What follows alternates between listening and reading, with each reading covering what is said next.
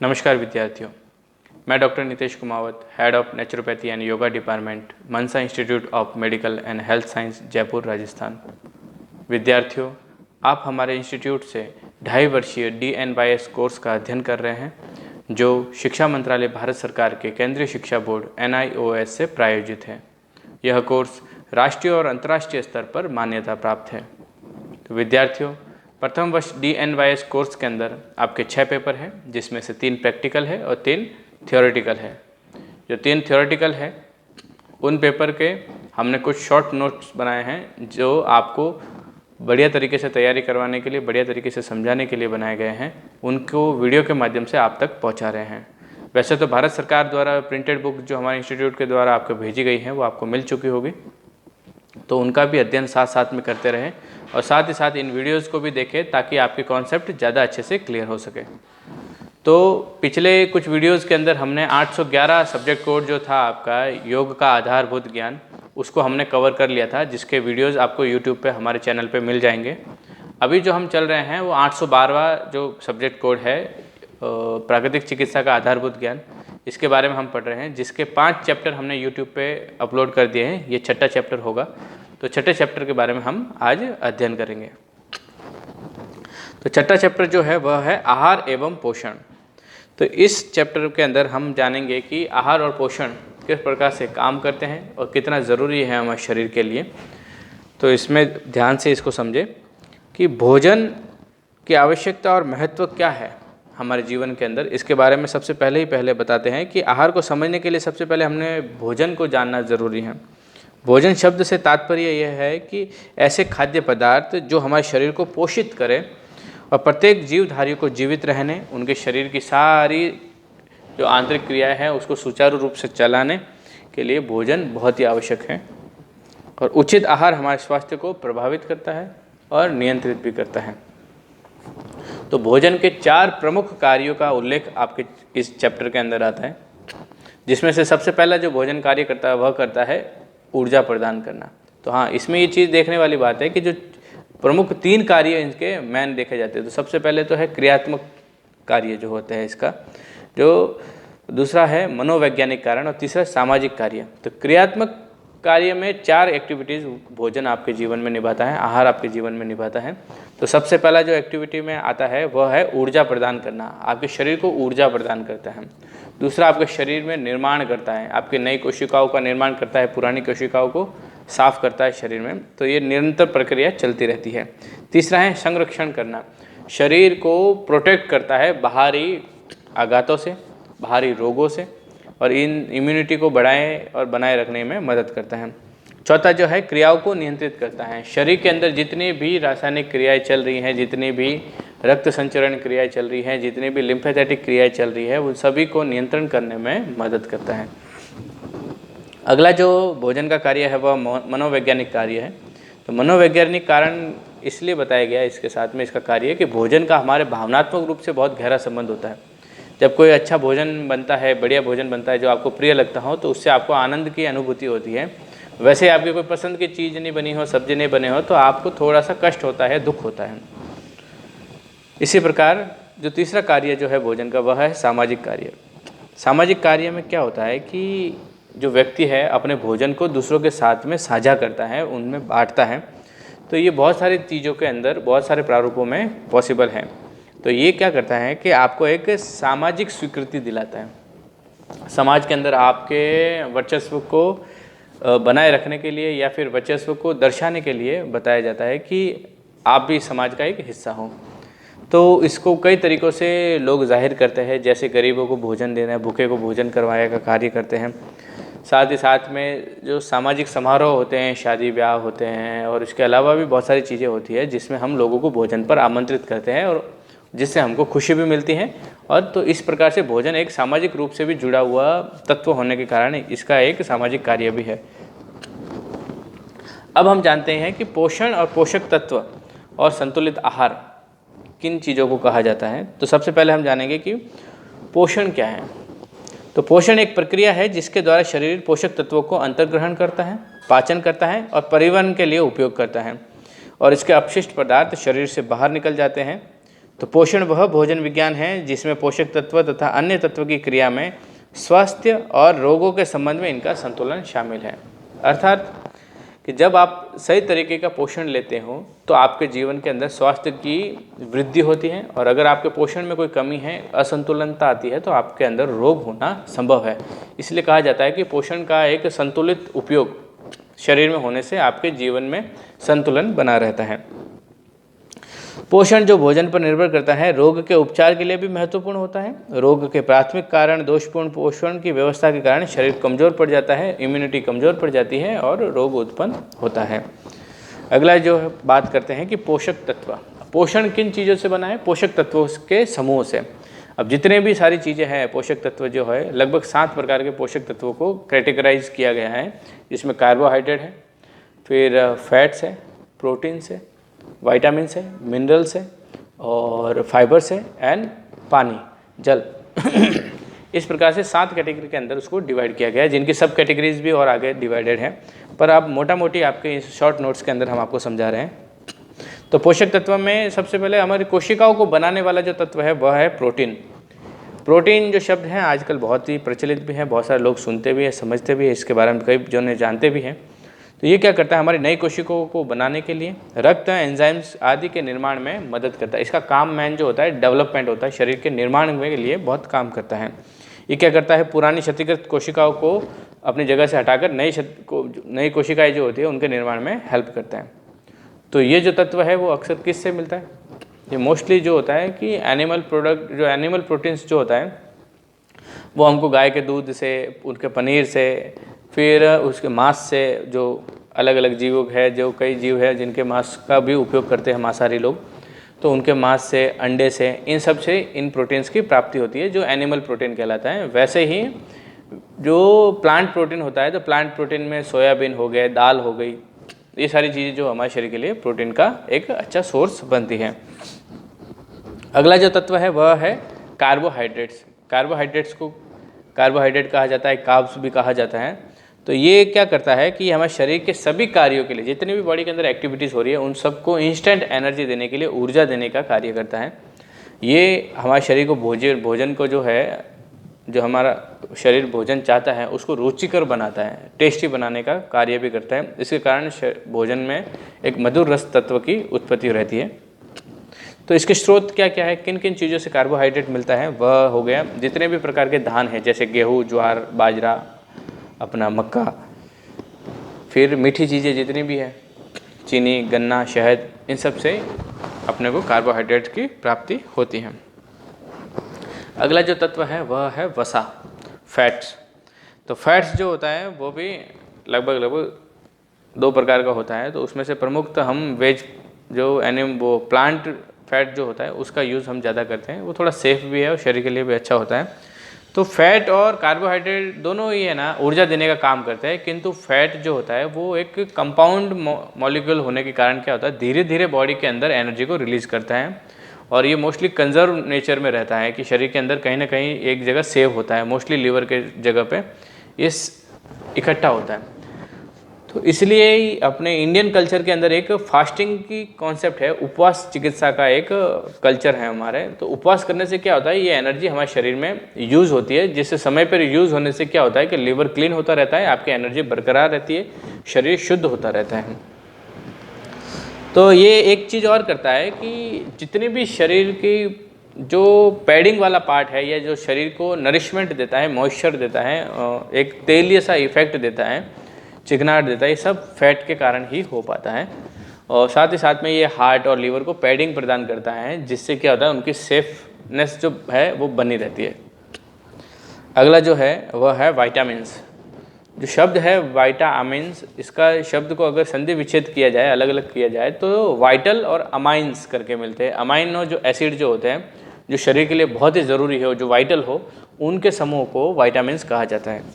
तो वाइटामिन्स जो होते हैं वो 2 समूह में डिवाइड होते हैं। ये क्या होता है, इनकी मात्रा बहुत शरीर को रिक्वायरमेंट रहती है और कंटिन्यू रहती है।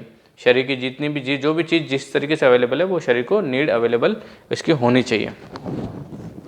ये क्या होता है, दूसरे तत्वों के मुकाबले थोड़े सूक्ष्म तत्व होते हैं पर इसकी रिक्वायरमेंट पूरी होती है। तो इसके जो 2 प्रकार है, एक तो होता है फैट सॉल्यूबल और एक होता है वाटर सॉल्युबल। जो फैट सॉल्युबल विटामिन्स जो है वो है विटामिन ई, विटामिन के, विटामिन डी और विटामिन ए। तो ये जो विटामिन्स है ये ऑयल के साथ में रहने से ही घुलनशील होते हैं, हमारे शरीर में उपयोग हो पाते हैं, इसके लिए उनको फैट सॉल्युबल या ऑयल सॉल्युबल कहा जाता है। वसा में घुलनशील विटामिन्स है ये, तो वसा के साथ में ही हमारे शरीर के अंदर एब्जॉर्ब हो पाते हैं। इसलिए हमारे कल्चर के अंदर गाजर का हलवा जो घी के साथ में बनता है तो उसको खाने का रिवाज है। विटामिन डी लेने के लिए हम सूरज की रोशनी में लेटते तो है, पर तेल लगा के शरीर पर तेल को अप्लाई करके फिर हम लेटते हैं। इससे क्या होता है, विटामिन डी का एब्जॉर्प्शन बहुत बढ़िया तरीके से संभव हो पाता है। शरीर के अंदर सूर्य की किरणों से विटामिन डी डेवलप होने लगता है।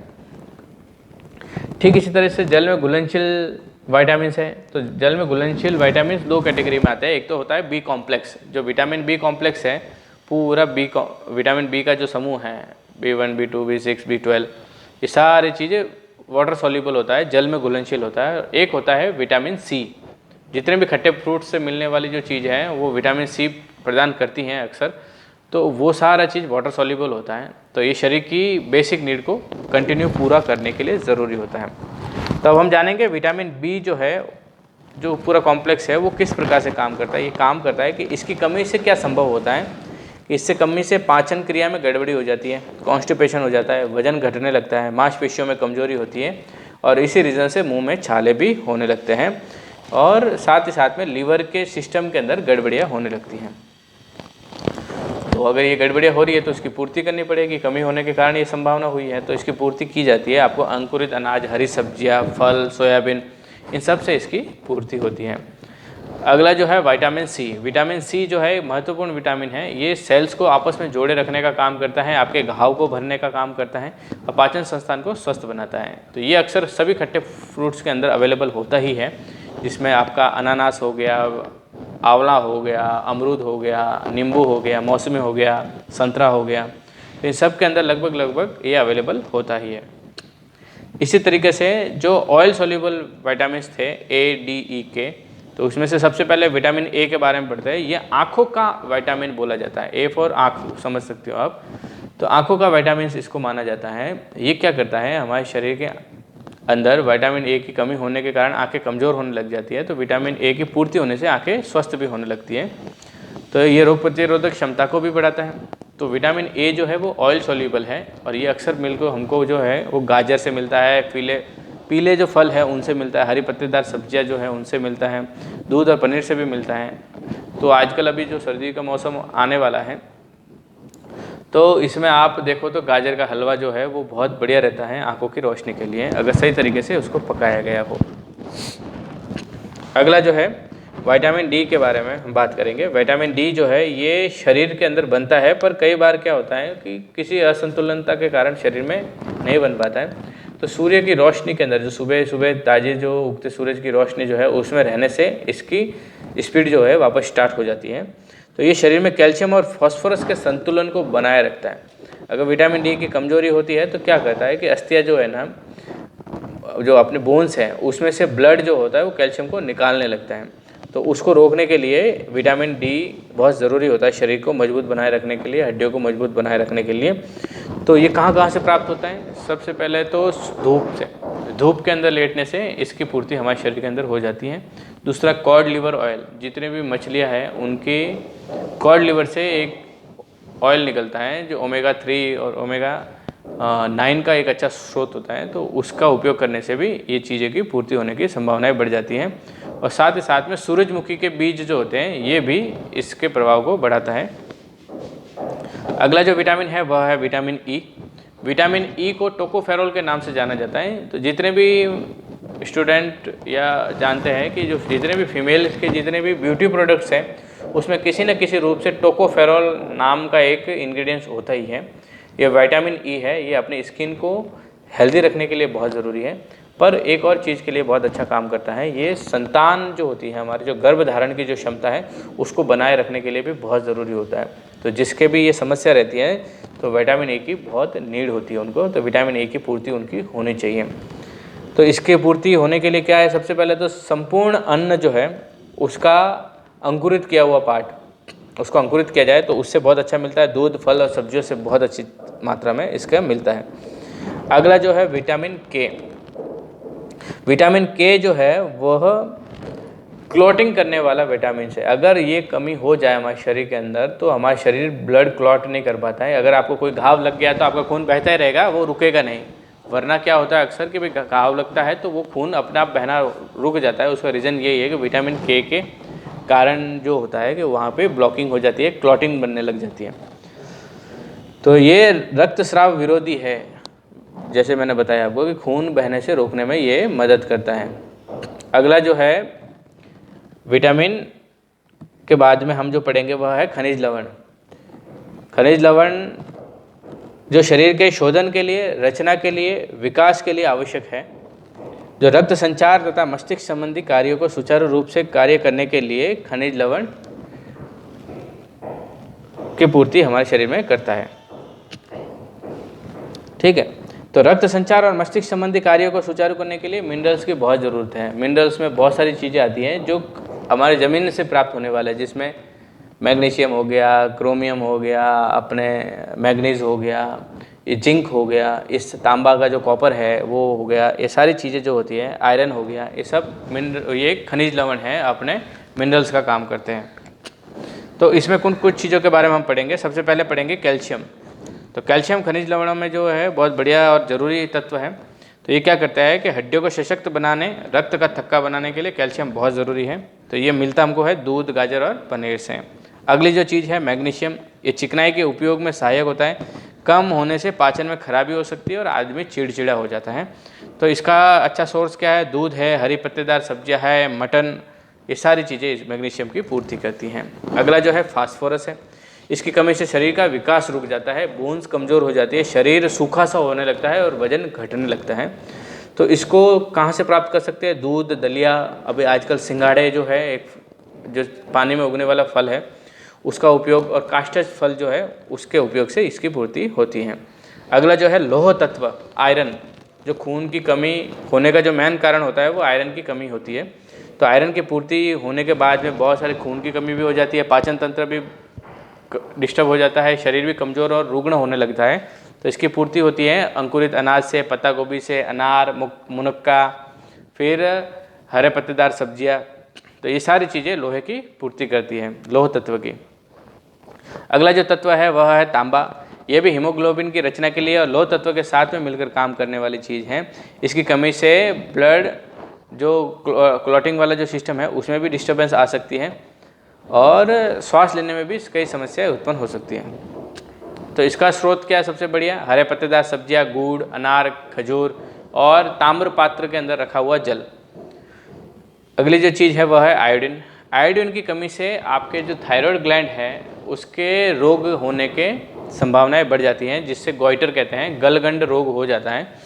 तो इसकी कमी से थायराइड भी कमज़ोर होने लगता है। तो आयोडीन की कमी की पूर्ति करने के लिए आजकल आयोडाइज नमक आता है, जिसपे साफ लिखा होता है आयोडाइज नमक, वो भी आपकी पूर्ति करते हैं। इसके अलावा सिंगाड़ा हो गया, मखाना हो गया, या समंदर में उगने वाली कई चीज़ें हैं जो वो भी आयोडीन की पूर्ति करने में मदद करती है। अगली जो चीज़ है पोटेशियम। पोटेशियम आपके शरीर को रिलैक्स रखने के लिए, आपकी नसों को रिलैक्स रखने के लिए काम करता है। ये लीवर और मांसपेशियों में ग्लाइकोजन बनाने में इसका सबसे महत्वपूर्ण योगदान है।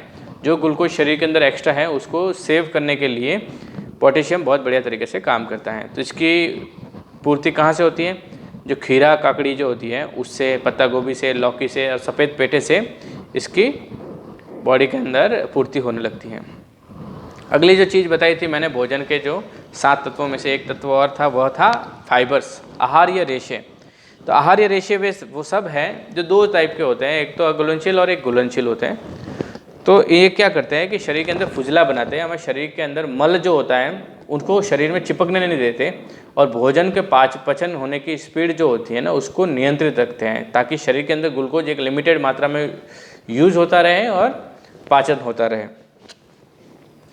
तो इसका क्या होता है कि ये महत्वपूर्ण है, शरीर के आंतों की सफाई के लिए है, और अगर इसकी कमी हो जाए तो कॉन्स्टिपेशन या कब्ज जैसी बीमारियां हो सकती हैं। तो इसका स्रोत क्या है? फल है, सब्जी हैं, छिलके वाली दालें हैं और छिलके वाले अनाज हैं, मोटा अनाज है, ये सब चीज़ें इसके फाइबर्स के अंदर आता है। अगला जो है अंतिम जो तत्व है पोषण में वह है पानी। हमारा शरीर 70% पानी से बना हुआ है, तो पानी की रिक्वायरमेंट बॉडी को कंटिन्यू रहती है। तो एक आपके शरीर के अनुपात के अनुसार पानी का निर्णय होता है, पर अक्सर 2 से लगाकर 7 लीटर तक पानी के बीच में आपकी इंटेक होनी चाहिए। अब हम पढ़ेंगे संतुलित आहार, बैलेंस डाइट। तो शरीर की रचना, विकास, वृद्धि और प्रतिदिन की क्षतिपूर्ति के लिए आहार का संतुलित होना बहुत ज़रूरी है। संतुलित आहार शरीर को महत्वपूर्ण पोषक तत्व प्रदान करता है। संतुलित आहार द्वारा पोषण से रोग प्रतिरोधक क्षमता को बढ़ाता है। तो ये जो क्रिया थी वो संतुलित आहार है। तो संतुलित आहार किसे कहेंगे कि जो 7 तत्व मैंने बताए थे आपको, उन 7 तत्वों का संतुलन हो किसी भोजन के अंदर, देखने में स्वादिष्ट हो और आपके शरीर को पोषण करने जैसा महसूस हो, तो वो भोजन आपके लिए संतुलित आहार कहलाता है। अब आहार की जो है ना बहुत सारी आयुर्वेदिक और यौगिक धारणाएं भी हैं। तो उन अवधारणाओं के बारे में हम अब पढ़ेंगे कि प्राचीन ग्रंथ में आयुर्वेद में आहार को बहुत ही सुव्यवस्थित ढंग से बताया गया है। इवन आयुर्वेद के अंदर ये बताया गया है कि अगर आपका आहार सही है तो आपको औषधियों की कोई आवश्यकता नहीं। अगर आपका आहार गलत है तो आप कितने भी औषधियाँ ले लें, आपको कोई फायदा नहीं करने वाले। तो इसी में आहार के लिए 6 रसों का वर्णन आता है आयुर्वेद के अंदर: मधुर, अम्ल, लवण, कटु, तिक्त, कषाय। तो इन 6 रसों के अंदर मधु, अम्ल, कटु और कषाय रसों का जो होना वो शरीर के लिए बहुत ही लाभदायक माना जाता है, क्योंकि ये दोनों को एक दूसरे को बैलेंस करते हैं, तो उसे संतुलित आहार कहते हैं। तो जिन भोज्य पदार्थों के अंदर मधुर और अम्ल और तथा कटु और कषाय इन रसों का समावेश हो तो उनका सेवन करना संतुलित आहार के अंतर्गत माना जाता है। तो भोजन व्यक्ति की अपने प्रकृति के अनुकूल भी होना चाहिए। अगर कोई गुस्सैल व्यक्ति है तो उसको शांत करने वाले जो रस है उनका सेवन करना चाहिए, उसको आनंद प्राप्त होने वैसी चीज़ों का सेवन करना चाहिए। फिर उम्र व देश काल, ऋतु, दिन रात, इनके विभेद से भी भोजन का बहुत सारा व्यवस्था बदलता है कि कौन से समय पे क्या खाना है, कौन से क्षेत्र वालों को क्या खाना है, कौन से ऋतु के अंदर कौन सा भोजन करना है, इसके बारे में भी आता है। पर प्रमुख रूप से योगा जो यौगिक थ्योरी है, यौगिक जो अवधारणा है उसके और आयुर्वेदिक अवधारणा में 3 चीज़ों को प्रमुख माना है: सात्विक आहार, राजसिक आहार और तामसिक आहार। इन तीनों आहार का भी सेवन जो है उसमें सात्विक आहार को सर्वश्रेष्ठ माना है। इससे क्या होता है, आपका मन जो होता है शांत रहता है और आप उन क्रियाओं में उन्नत होते हैं जो आपके जीवन के लिए बहुत आवश्यक हैं। इसी प्रकार एक और अवधारणा आती है अमृत आहार की। तो अमृत आहार किसे कहते हैं कि जब हमारा आहार जो होता है वो पूर्ण रूप से संतुलित होना चाहिए और प्रकृति के अनुरूप होना चाहिए। तो भोजन में ताज़े फल, कच्ची सब्जियां, ताज़ा दूध, दही, मेवे और प्रकृति से सीधे जो प्राप्त होता है उसको कम से कम प्रोसेस्ड की हुई प्रोसीजर के अंदर सेवन करना, ये अमृत आहार में कहलाता है। उसका रीज़न क्या है कि वो खाद्य पदार्थ शरीर, मानसिक और आध्यात्मिक संतुलन को बनाने रखते हैं और शरीर को पूर्णता प्रदान करते हुए आनंद और शक्ति प्रदान करता है, इसलिए इसे अमृत आहार कहा जाता है। फिर इसी प्रकार से एक और अवधारणा आती है अम्लीय और क्षारीय की। तो हमारा शरीर जो होता है वो एसिडिक नेचर का होता है, इसलिए प्रकृति ने बाहर जितने भी कच्ची सब्जियां, फल वगैरह जो है उनको क्षारीय बनाया है। बेसिन जो नेचर है उसका एल्कलाइन नेचर बोलते हैं उसे, तो एल्कलाइन नेचर का उसको बनाया गया है। तो इसलिए बताया जाता है कि आपके भोजन का जो भी प्रारूप है, जो भी सिस्टम है, उसमें से 80% जो होता है वो एल्कलाइन होना चाहिए, क्षारीय होना चाहिए भोजन, और 20% जो है सिर्फ अम्ल होना चाहिए। उसका रीज़न क्या है कि हमारे शरीर के अंदर अम्ल स्वाभाविक रूप से बनता है, तो उसको संतुलित बनाए रखने के लिए इन चीज़ों का सेवन 80 और 20 के रेशियो के अंदर उसी अनुपात में होना चाहिए। अब देखेंगे ऋतु के अनुसार और काल के अनुसार, आयु के अनुसार किस प्रकार के भोजन हमारे होने चाहिए। तो सबसे पहले ग्रीष्म ऋतु में, गर्मियों के अंदर कैसा भोजन होना चाहिए? सुबह शुद्ध जल पीना है, नाश्ते में ताज़े फल, अंकुरित आहार, दलिया खाना है। फिर दोपहर के अंदर खीरा, ककड़ी, टमाटर, धनिया चटनी, मौसमी सब्जी और एक आध चपाती और दही और मट्ठा का उपयोग कर सकते हैं। शाम को ताज़ा नींबू का रस, नारियल पानी का सेवन कर सकते हैं। रात को सब्जी वाला दलिया, रोटी, सब्जी और सलाद खाना है। गर्मी के मौसम में तेज़ मसालेदार चीज़ों को अवॉइड करना है। फिर अगला जो मौसम है वह शीत ऋतु। शरद ऋतु के अंदर सुबह सुबह गुनगुना पानी, नाश्ते में आपको हर्बल चाय, दलिया खा सकते हैं। फिर दोपहर में सलाद, गाजर, चुकंदर, चोकर वाली रोटी, मौसमी सब्जियां, जो जिस मौसम में जो सब्जियां उग रही हैं उस मौसम की सब्जियों का उपयोग। शाम को ड्राई फ्रूट्स, भुना चना, फिर भुजी हुई मूंगफली, गुड़, इनको खाया जा सकता है। रात के समय में रोटी, सब्जी और सब्जी का दलिया उपयोगी रहता है। तो गर्मियों में जैसे गर्म चीज़ों से अवॉइड करना था, वैसे सर्दियों में ठंडे खाद्य पदार्थ, कोल्ड ड्रिंक, आइसक्रीम, इन सबों को अवॉइड करना है, वरना आपको रोग को आप खुद बुलाएंगे। तीसरा जो है ऋतु, वर्षा ऋतु। बरसात के ऋतु के अंदर तांबे के बर्तन में रात भर रखा हुआ पानी पीना स्टार्ट करना है, ताकि इम्यूनिटी मेंटेन रहे, आपके शरीर के अंदर से गंदगियाँ निकलती रहें। फिर नाश्ते के अंदर अंकुरित आहार, दलिया, पोहा, उपमा, इसका उपयोग करना है। दोपहर में मौसमी जो सब्जियां है, जो मौसम के अनुसार जो सब्जियां हैं, उसका उपयोग दाल, रोटी और सलाद खा सकते हैं। शाम को नारियल पानी और टमाटर सूप को नाश्ते के रूप में लें। फिर रात के भोजन के अंदर सब्जी वाला दलिया, रोटी व सब्जी ले सकते हैं। अब वर्षा के ऋतु के अंदर दही, मटर, आलू, भिंडी, गोभी, इन सब को सेवन नहीं करना चाहिए। तो आवश्यक निर्देश क्या क्या हैं? तो रात के भोजन में दाल, दही और मूली, इनको ना खाना है। इनको खाने से शरीर में रोग उत्पन्न होने की संभावनाएं बढ़ जाती हैं। फिर अत्यधिक नमक और चीनी वाली चीज़ों का सेवन करने से बचना है। तीसरा, मैदा व उसके उत्पाद जो होते हैं, मैदे से बनी हुई चीज़ें और उससे बनी हुई जितनी भी चीज़ें हैं, उसका उपयोग से बचना है। तंबाकू, शराब, सिगरेट नहीं पीनी है। फिर शाकाहारी भोजन करने का प्रयास करना है। तो इस प्रकार से ये सारी चीज़ें होती हैं। अगला जो है, भोजन औषधि के रूप में विभिन्न पेड़ और पौधों के उपचार में महत्वता क्या है, इसके बारे में जानेंगे। तो सबसे पहले हम जानेंगे कि अमरूद जो फल है, गुआवा, ये क्या करता है? इसके उपयोग से शरीर के अंदर ये कब्ज को दूर करता है और स्नायुओं को शक्ति प्रदान करता है। फिर आम जो होता है हमारे पाचन क्रिया में बहुत ही मददगार होता है। अखरोट जो होता है वो दिमाग की शक्ति, मस्तिष्क की शक्ति के लिए बहुत ही ज़रूरी चीज़ है। आंवला जो है विटामिन सी की पूर्ति करता है, रोग प्रतिरोधक क्षमता बढ़ाता है और स्कर्वी नामक रोग को शरीर से दूर रखता है। तो अगला जो है वह है अंजीर। अंजीर जो होता है नज़ले की जो जिसको समस्या रहती है, उसमें बहुत ही बेहतरीन काम करता है और लीवर के लिए बहुत ही उपयोगी है। अगला जो है वह बेल। बेल जो होता है वो गर्मियों में उगने वाली चीज़ों में से एक है। बेल का रस पिया जाता है। तो बेल का उपयोग कब्ज को नाश करता है, कब्ज को ठीक करने में मदद करता है। दूसरी चीज़ है टमाटर। टमाटर भी फलों की श्रेणी में आता है, ना कि सब्जियों में। हम अक्सर सब्जियों के साथ में उसका उपयोग करते हैं, पर वास्तव में टमाटर को उसके गुणों के स्वरूप में फल के प्रारूप में लिया जाता है। तो ये लीवर, मलेरिया और पित्त के प्रकोप में बहुत ही बेनिफिट करता है। अगला जो है वह है लहसुन। तो लहसुन जो होता है आपके ब्लड प्रेशर और हार्ट से संबंधित रोगों में बहुत ही बेहतर तरीके से मदद करता है। और अंतिम जो चीज़ बताई है इसमें वह है जामुन। जामुन जो है वह डायबिटीज़ और अपच यानी जो भोजन सही टाइम पे नहीं पचता है, उसमें बहुत ही उपयोगी चीज़ है। अब एक और अवधारणा आती है भोजन के अंदर, वह है मिताहार की अवधारणा। मिताहार मतलब एक लिमिटेड भोजन, जिसमें मितव्यय से भोजन को किया जाए। तो भोजन के समय विषय को कहा गया है कि जब मन शांत हो, मल मूत्र विसर्जित हो गए हों, ज्ञानेंद्रिय कार्यकुशल एवं भूख लगी हुई हो, तभी भोजन करना चाहिए। नियत समय पर नियत मात्रा में भोजन करने से बहुत लाभ होते हैं। इसकी प्रमुख जो 3 क्रिया है, पाचक, पोषण और निष्कासन, वो समय पर हो पाती हैं। प्रातःकाल जो होता है वो निष्कासन का समय है, इससे मल साफ होता है, इसलिए उस समय भोजन आहार नहीं करना चाहिए। दोपहर का समय जो पाचन का समय होता है, तो उस समय भोजन का उपयोग होना चाहिए। और रात्रि का समय पोषण का समय होता है, उस समय भोजन को जितना हो सके अवॉइड करना चाहिए और शरीर के पाचक संस्थान को रेस्ट देना चाहिए। अभी समझो कई चीज़ें ऐसी होती है कि हम जीवन शैली में कई बार काम के कारण या किसी भी अवस्था के अंदर भोजन के सभी नियमों का उपयोग नहीं कर पाते, तो उसके लिए भी हमारे ऋषि मुनियों ने और हमारे विज्ञानी जनों ने एक व्यवस्था निकाली है, उसे कहते हैं उपवास। उपवास जो चिकित्सा है, उपवास एक प्रकार की प्राकृतिक चिकित्सा के अंदर चिकित्सा के रूप में भी उपयोग करते हैं और लोग अपने दैनिक जीवन में धार्मिक उपवासों का भी प्रयोग करते हैं। तो इससे क्या होता है कि ये स्वस्थ व दीर्घ आयु के लिए बहुत ही महत्वपूर्ण क्रिया है। उपवास से अभिप्राय है कि पाचन संस्थान को पूर्ण रूप से विराम देना। उपवास को भारतीय संस्कृति में शारीरिक शुद्धि और मानसिक पवित्रता का साधन माना गया है। तो उपवास के महत्व क्या क्या है? उपवास सबसे पहले तो उत्तम स्वास्थ्य को प्राप्त करने का द्वार है। फिर उपवास से अधिकांश शारीरिक और मानसिक रोग दूर होते हैं।